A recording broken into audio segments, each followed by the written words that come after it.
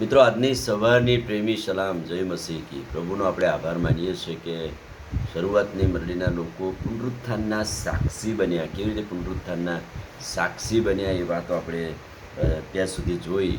અને એમાંના બે પરિવારો, જાણે કે એક સ્વર્ગ ને એક નર્ક.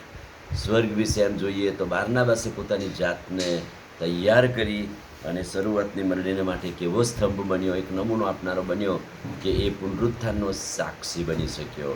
પણ બીજા એક કુટુંબ વિશે અનાન્ય અને સાફીરા, કે જેમણે પોતાની ભોંય વેચી, એનું મૂલ્ય પ્રભુ આગળ લાવ્યા નહીં, પોતાની પાસે રાખ્યું, ચોરી કરી, અને પરિણામે પરિવારનો નાશ થયો.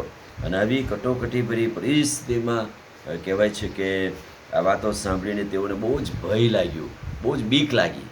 પુનરુત્થાનના સાક્ષી બનવા માટે ઘણી બધી વાર ભય, બીક, તકલીફ, મુશ્કેલીઓમાંથી પસાર થવું પડે છે. અને જો તમે પ્રેરિતોના કૃત્યોનો 5મો અધ્યાય અને હવે 12મા વચનથી છેક અંત સુધી જશો તો ત્યાં એમને, એટલે પિત્તરને અને ભાઈઓને, શિષ્યોને પકડવામાં આવ્યા, એમને જેલમાં પૂરવામાં આવ્યા અને એમને સખત આજ્ઞા કરવામાં આવી કે તમારે આ નામ લેવું નહીં, ઈસુનું નામ લેવું નહીં. કેમ કે આખા યરૂશાલેમની આસપાસ જાણે કે એમણે પુનરુત્થાનની વાતને ગજવી દીધી. આ બૌદ્ધના શિક્ષણ એમને જબરજસ્ત રીતે આપ્યું.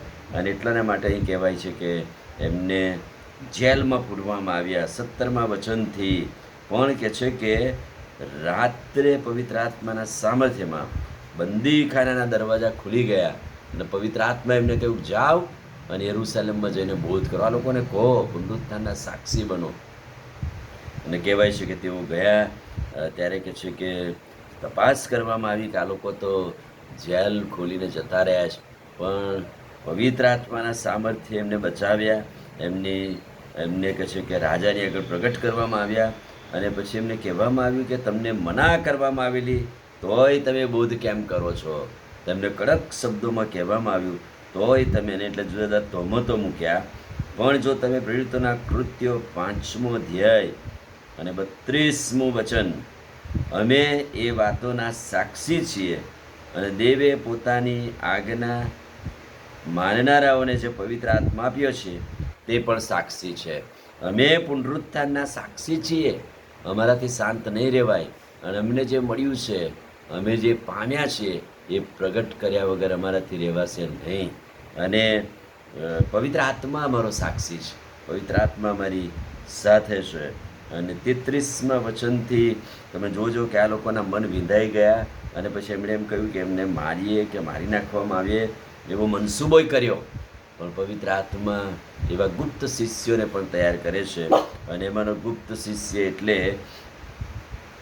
ગમાલિયેલ. 5મો અધ્યાય 33મા વચનથી આગળ 34મું વચન.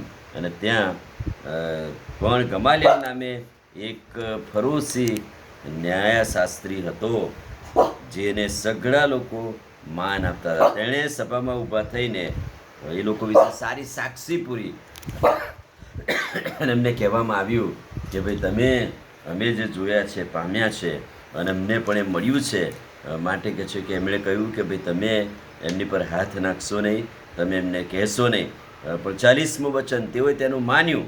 પછી તેઓએ પ્રેરિતોને પોતાની પાસે પાછા બોલાવીને માર્યા અને એ વાત કરતાં ઈસુનું નામ લેવું નહીં એવી આજ્ઞા કરીને તેઓને છોડી દીધા. પણ એમને માર્યા અને ફરી પાછું કડક શબ્દોમાં કહ્યું કે તમારે ઈસુનું નામ તો લેવું જ નહીં.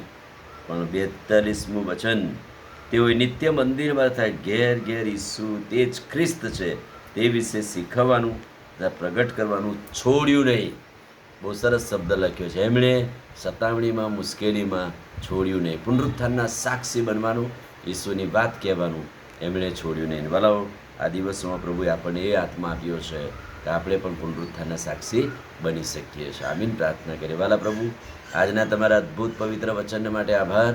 પુનરુત્થાનના સાક્ષી બનતા સતાવણી, મુશ્કેલીઓ, તકલીફો છે, પણ પ્રભુ અમે એ વાત હંમેશા લોકોને કહીએ એવી કૃપા થવા દો. પ્રભુ ઈસુના નામમાં માંગીએ છીએ, સાંભળો અને માન્ય કરો. આમીન. God bless you.